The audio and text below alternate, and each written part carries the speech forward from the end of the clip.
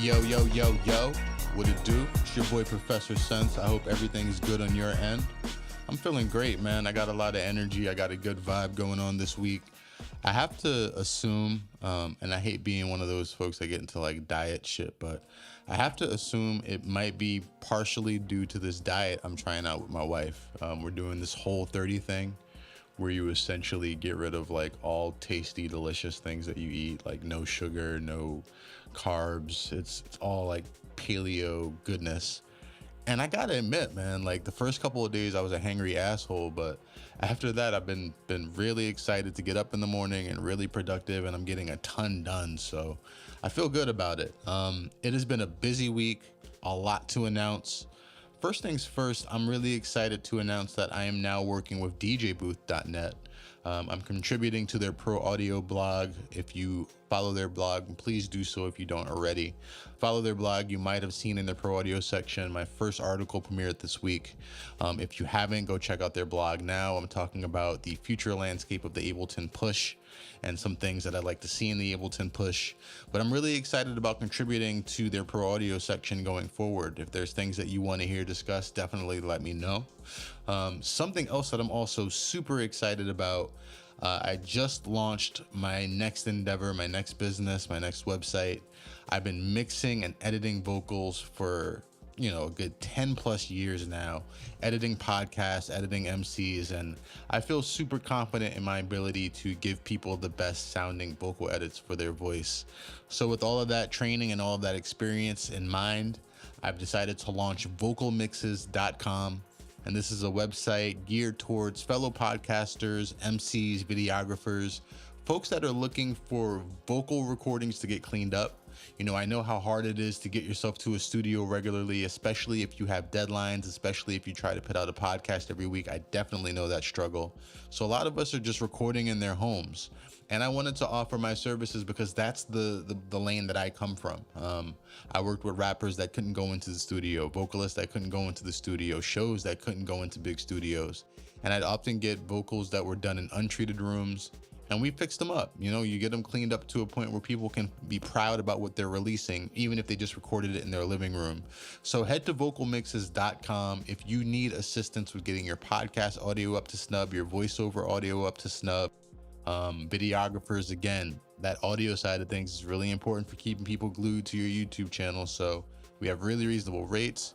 You can hit me up and get a quote, vocalmixes.com. And also, as we talk about this stuff, musicians, look at other opportunities for utilizing the skill set you've picked up.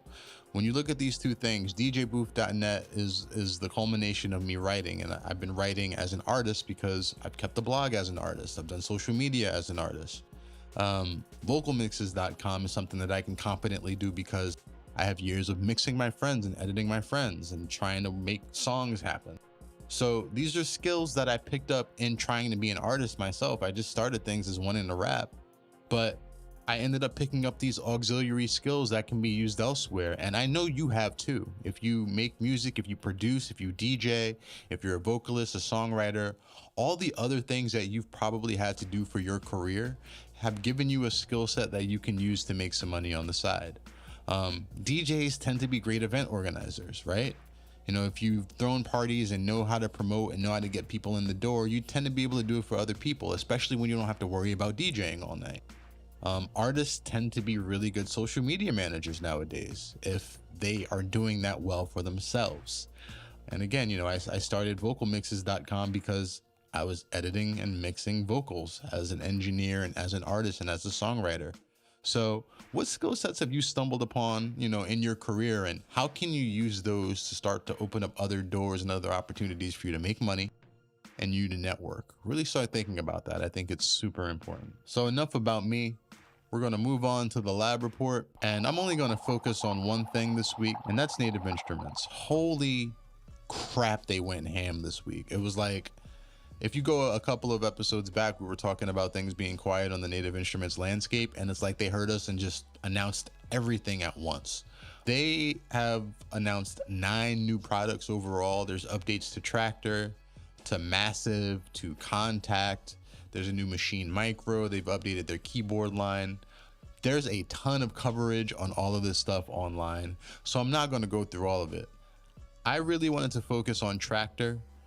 As a lot of you know, I'm a huge Traktor fan. I've been using the software for years. I bought a desktop computer into the bars back in the day when Traktor wasn't stable enough for a laptop. So I was really frustrated to see the lack of development recently.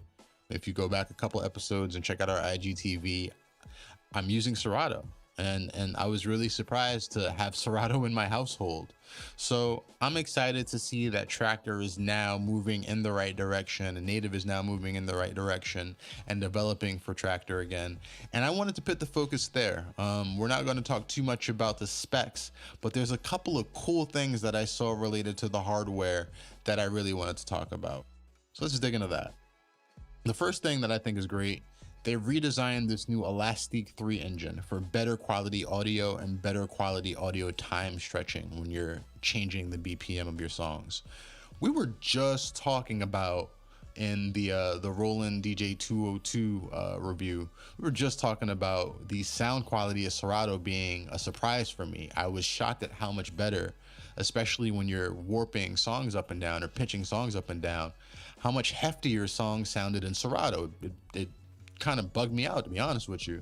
So I'm really excited to see that Native Instruments, in a lot of the documentation, that's the focus, that they've put some time into updating the sound in this engine. They're not looking for really catchy, cool features and different versions of the stems and the remix decks. They want this thing to sound good, and that's exciting. Something else that I thought is really cool within the Control S4 that they've now announced, but the jog wheels are now larger and feature a haptic drive. It's haptic feedback. So there's a touch response and kind of a haptic vibration when you're using the platters. And I think that's awesome. It's something that gets you away from the computer. The more that Traktor and Serato push people away from looking at the screen, I think the better. And they're doing that on the S4 with built-in screens, but also on the S4 with these platters that respond and vibrate to different modes. So the jog wheels have 3 modes. There's a jog mode, a turntable mode, and a beat grid mode, which allows you to adjust your beat grids with the jog wheel. I'm really curious about that. But this haptic feedback comes into play, for example, when you have a cue point. If you pass a cue point when you're scrubbing back and forth with the platter, you'll feel like a vibration. You'll feel resistance when you pass that cue point. And that allows you to set cue points in a drop-in spot on a song and then comfortably drop in without looking at the computer. I'd rather you feel your cue points on your hands than have to visually confirm them on the screen. I think that's a really great idea. There's also an LED that goes around the platter. And that's something you've seen in other Pioneer controllers. It's long overdue. I think it looks really cool. It's on the outer kind of ring of the platter. And that's going to be great for beat matching and for visual beat matching. A lot of people are against using your eyes when you're beat matching. As we get these controllers that implement cool features like screens and counters and jog wheels that have their, lights indicate where you are on a beat, I'm cool with it. I think it's something we should embrace. And, if it makes the opportunity for DJs to do cooler stuff in the mix, I'm all for it. I think this is a great direction to go in. This whole focus on looking away from the computer to me is very comparable, if you know basketball, to a point guard dribbling. And if you're serious about playing basketball, when a point guard is like the floor general. They need to dictate what's happening on the court, and they often have the ball in their hands. They often have to bounce and dribble the ball up and down the court. Good point guards don't have to look at the ball when they're dribbling. Good players don't have to look at the ball when they're dribbling. You should be able to look at the court and let your hands do what they need to do on the ball without you paying attention, because keeping your eyes up allows you to see what's happening. You can make the proper pass. You can set up the proper play and time. You can't see what's happening on the court if you're looking down at the ball. And I equate looking at your screen when DJing the same way. You can't look at the court, you can't look at the party, you can't see and read the crowd, you can't get those little visual cues and indicators that help us as DJs if you're staring at the computer. So I really do like controllers going in this direction. Traktor, you hit the nail on the head. I'm glad to see you're doing that. It would have been nice to see some screens on the S2, but so be it. I do understand the price point, and I think getting the S4 down to $900 is a feat in itself. Another cool thing about the S4, the 4-deck option, it's a standalone mixer too. And it has 4 pairs of line inputs, 2 pairs of phono inputs, including a vinyl ground so you can plug turntables into this bad boy, and 2 microphone inputs. Each channel has a 3-band EQ, you get trim pots, you get line and phono switches for your inputs on channels A and B, and then on channel C and D, you've got your line and mic inputs. You've got a big effects knob on each channel. Traktor's done a lot to upgrade the effects. You now have this knob kind of act like a macro knob where you can adjust filters and effects at the same time. But man, when I think about this as a standalone mixer, even if you're looking at this thing from a producer standpoint, it makes a lot of sense. Having all of these inputs, you also now have Ableton Link available to sync hardware. I can plug keyboards into this kind of a controller. I can plug drum machines into this kind of a controller. You can pair that in with the stems environment. You can pair that in with turntables and start sampling. I really do, as DJing starts to approach this more DJ producer modular format, see this as a piece of gear that makes a lot of sense. This can be kind of that Rode Studio, that idea box that you can plug into your computer and plug all your gear in and make a Rode set based around. So very cool to see the connectivity options. There's interestingly a hub port on the back of the S4. It's a small port that looks like a USB port that says hub. Now I'm wondering if that allows you to plug in, I don't know. I mean, there's the one thing that kills me with Native Instruments sometimes. I love them as a company, but their promo videos, they make them really stylish and they don't always explain all of the features. So I would love to know what this hub is. If you have any ideas, if you've seen any documentation that discusses the hub, let me know what that feature is for, because I have a funny feeling that's something really cool that no one's talking about. Last thing we'll discuss on the Traktor side of things before moving on to our main topic today. The S2 has an iOS port. That's exciting because I think the Traktor app was one of the biggest missed opportunities in DJing. If you never used the Traktor app for iOS, first of all, as DJ software, it was amazing. One of the big reasons why I got a Control Z1 was because it worked for the Traktor app, and you could load up your iPad or your iPhone with a bunch of MP3s and DJ pretty comfortably with it. But you could also set beat grids and sync to your regular Traktor collection on your computer via Dropbox. So if you're the type of person, I personally don't do as much track prep as I used to. I just comfortably spin. But if you're the type of person that does a lot of beat gridding, likes a lot of cue points, you could set your cue points on your phone. You could do that on your iPad and then sync it back up to your main Traktor when you're, home or gigging. It allowed you to be really efficient with your time. And I thought it was a great app that Native Instruments just kind of stopped developing. They haven't done any updates since last year.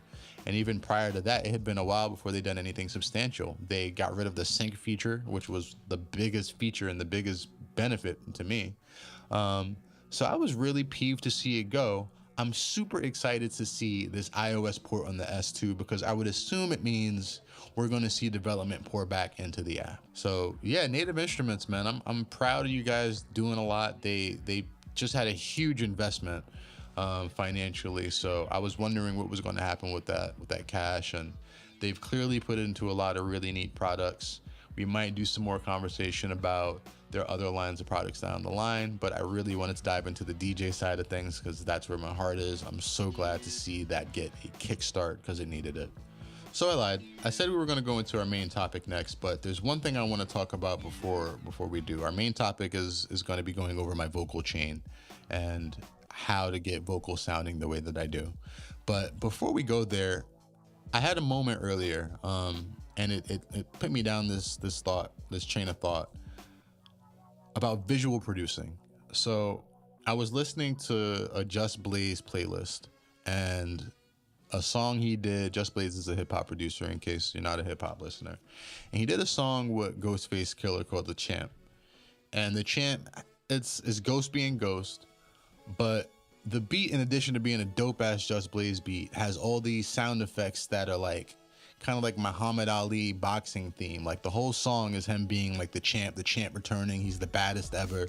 And the song has Just Blaze kind of emulating Muhammad Ali. He like does these vocal inflections. There's him doing these cadences of Ali and kind of talking shit like Ali does. You hear like ring noise and crowd noises and the bell from the match, and it feels like a movie. Even if you don't listen to the lyrics, you feel like you're actually at a boxing match, right? You get the whole vibe. And this is something that Just Blaze does really well. He will often have like intros, and even if you listen to PSA, the Jay-Z song, he has a way of building these songs up like they're movies or their shows. And I think that's something you should focus on if you're a producer, especially as we're starting to look at making music for film, but also just as we're trying to make these big anthemic songs and these big songs for artists.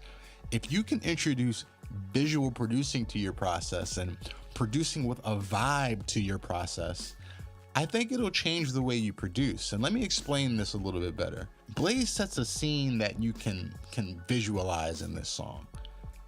If you produce visually, the idea is for you to create songs that you could almost see on a score or a soundtrack or kind of behind a big movie of your type. I want you to get into the idea of producing visually before you sit down and make a beat or write lyrics or write a song. Sit down with the intention of writing a song for your favorite type of movie. So I love 300, right? Like 300 is one of my favorite flicks. When I'm trying to get into a certain vibe and I'm trying to make really big beats or write really big hooks, I'm mentally writing the 300. I have 300 playing in my head.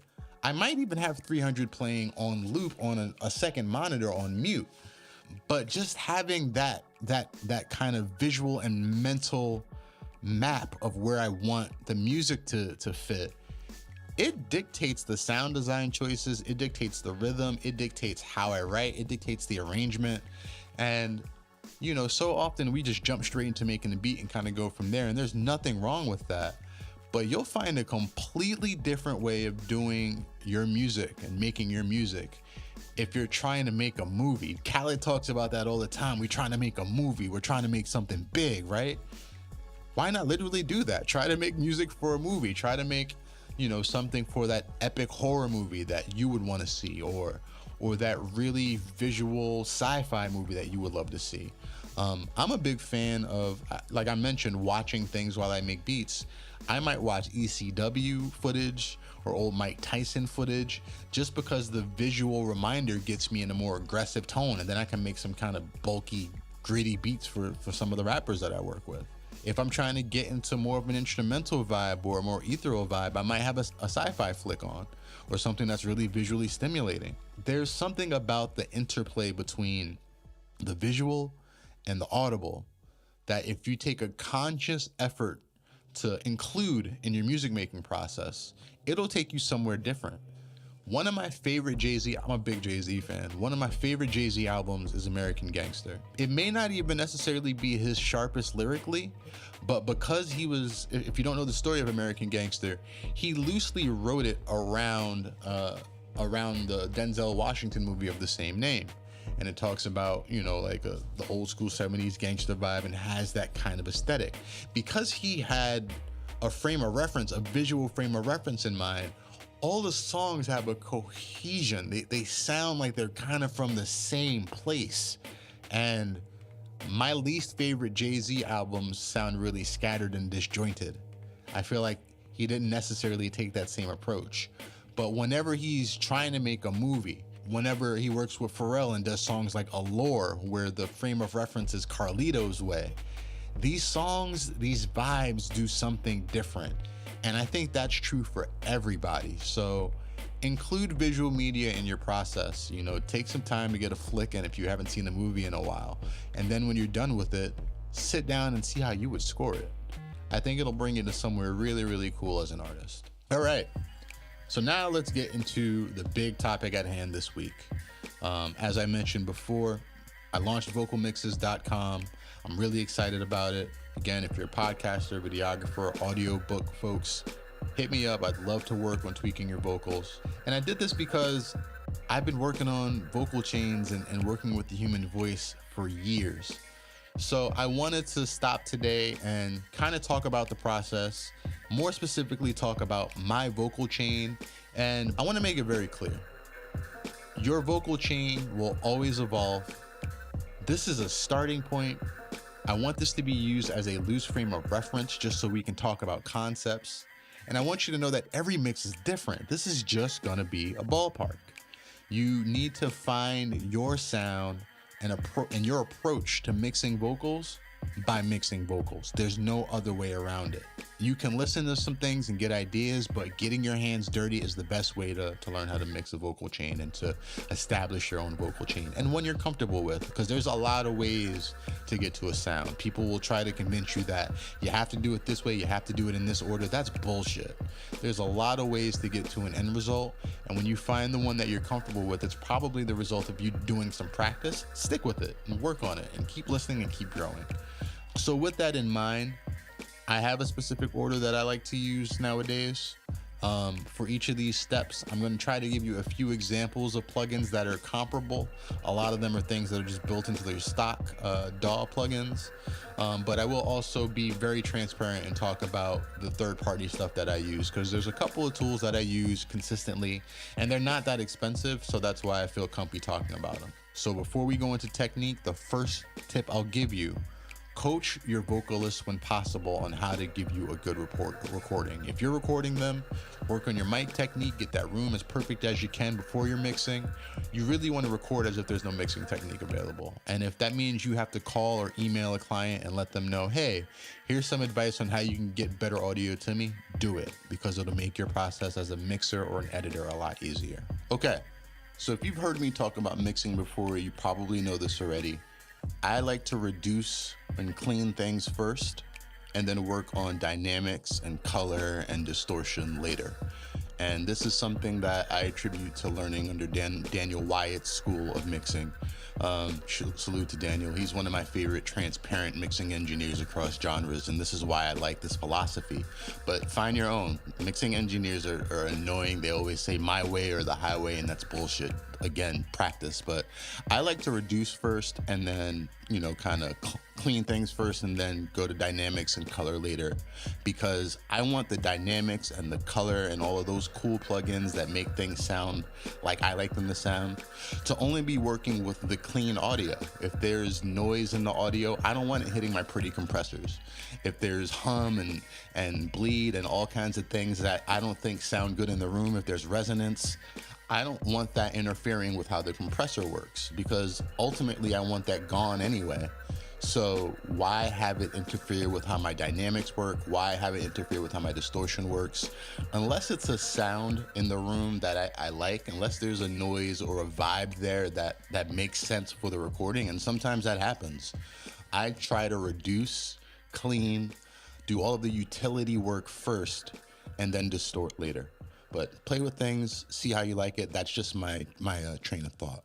So the first thing I like to do with the vocal is noise reduction. And this is, the noise reduction, the maintenance, getting rumble, getting the reverb sound out of rooms. A lot of times when working with podcasts, when cleaning up vocals that are sent over Skype or sent via email and they were recorded in a bedroom or a living room, or any kind of recording that's not in a studio, you're gonna have things you have to clean up. And a lot of times people ignore that. By the time you start boosting and compressing the vocal, there's all kinds of yucky stuff you have to deal with later. So for noise reduction, I like to get that out of the way. I like to get all the dynamic anomalies that come with hum and crackle out of the way. For me, the best tool that I've used has to be Isotope RX.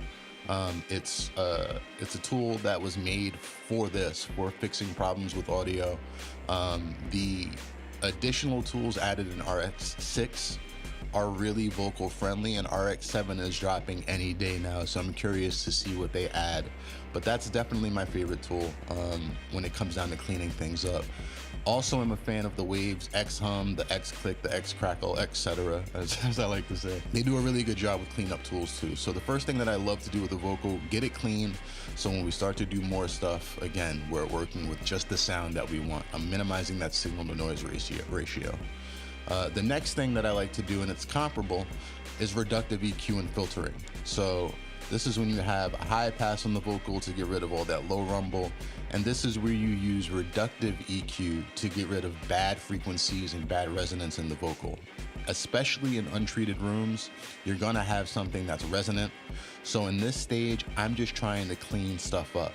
And the way to do this, you load up a parametric EQ, you have a really sharp Q, and then you turn your EQ all the way up. You sweep and find resonant spots in that vocal that sound bad. There usually is something between, again, a high pass usually, I don't know, it depends on the voice, but a high pass thing's below 70 as a starting point.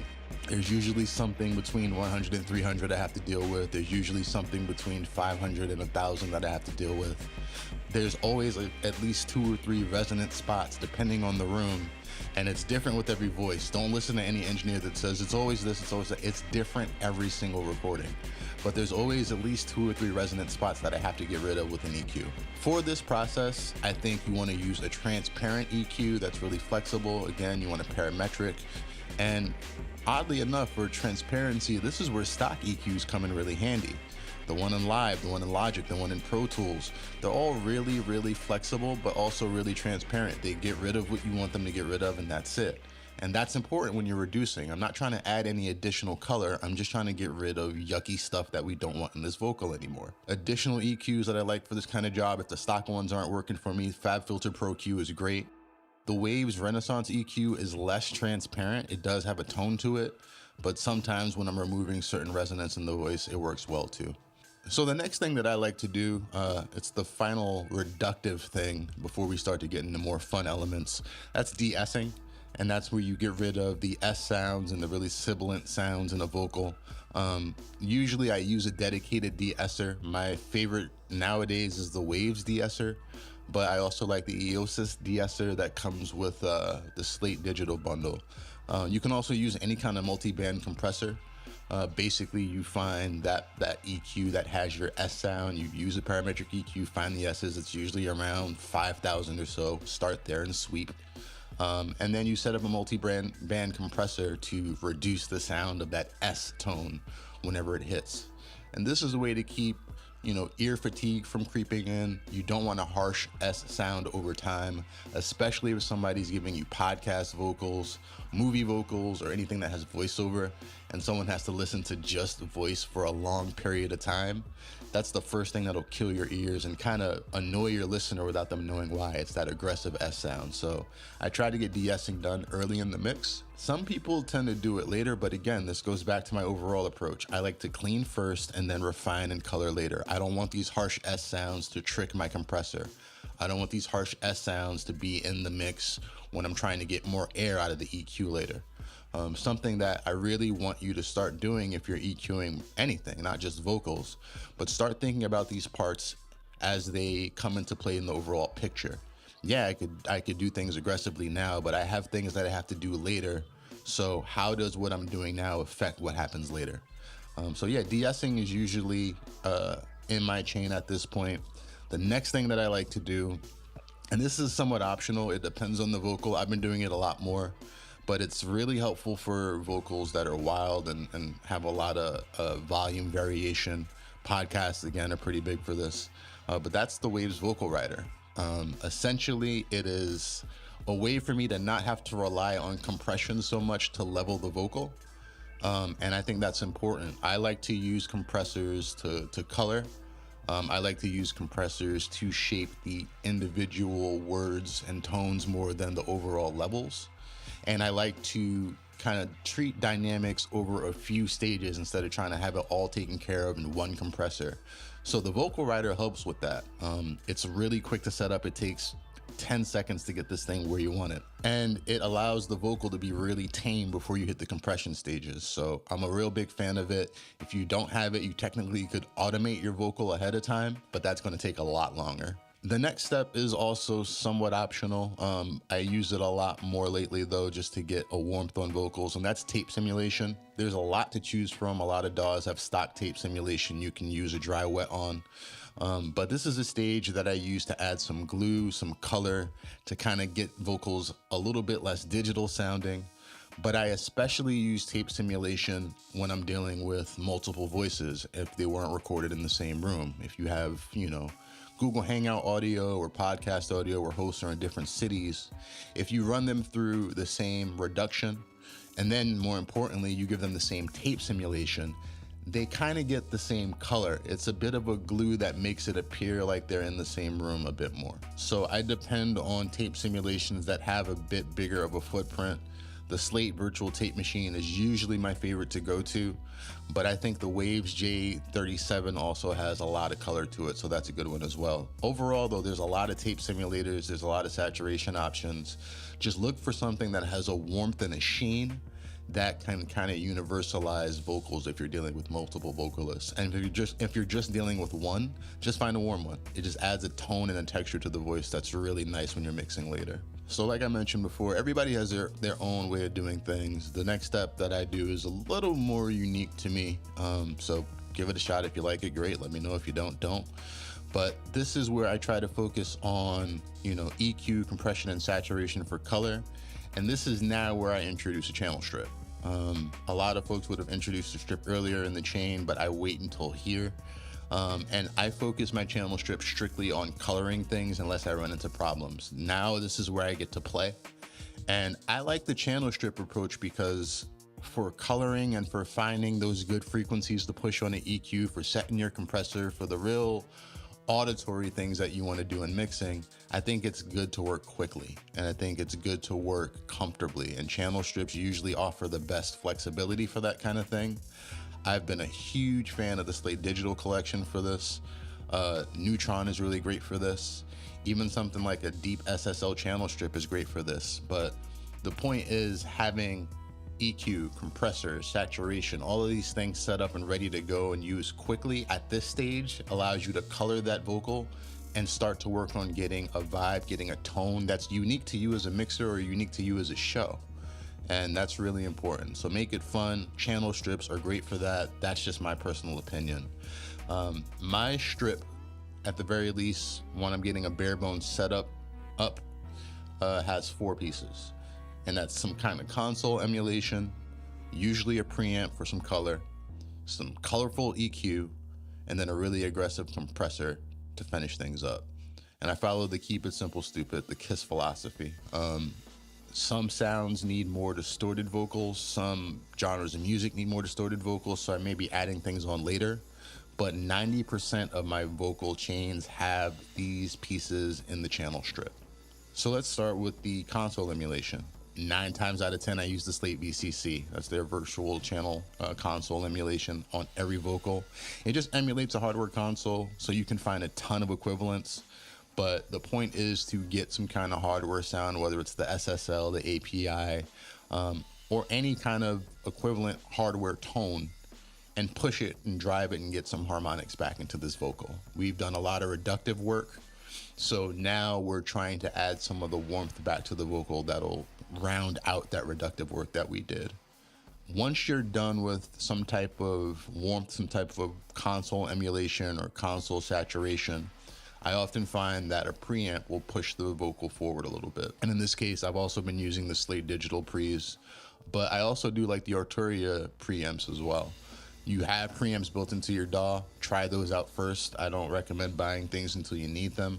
But my point is a little bit of pre and harmonic stage saturation here can go a long way when you're trying to EQ and stand out in the speakers. After that, that's where I start EQing, and this is where I have a very specific set of equalizers that I use. A lot of people go with FabFilter here. I really like the API sound, and I really like the Neve sound on vocals. Luckily, those are included in a lot of bundles. The Slate bundle includes both of those, and I think they do the best API sound now. So I try to push somewhere in the mid-range, somewhere between 1K and 3 to 4K for clarity. And there's usually something around 400 to 1,000 that I want to push as well. But Again, it's different with every voice. The whole point is these equalizers allow you to push things up aggressively and sweep around and find something that sounds good to push. They're very musical, and that's what I'm going for in this stage. And then at the last, set of this chain, I have a limiting compressor, or I have a really aggressive compressor. Especially if there's music on the other side of the vocal, I might not use a limiter here, but I'll use something aggressive like FG Stress, which is a distressor clone, or I might close things out with RVox, which is the Waves vocal compressor that's super grabby, super aggressive, but also really clean and musical. And this stage of compression, after all of the cleanup that we've done, is what really will make your audiobooks, your podcasts, your spoken word pieces, or your lead vocals push forward in the speakers. I like to reduce first, color later, get the sound sounding as perfect as I want it, and then play with dynamics. Because by the time we get to limiting or pushing the dynamics forward, I know we have the signal that we really want to be forward, and none of the mistakes are there. So that's my general approach. Every vocal is going to be different. I'll often have to add additional things in the chain here and there to tweak certain scenarios.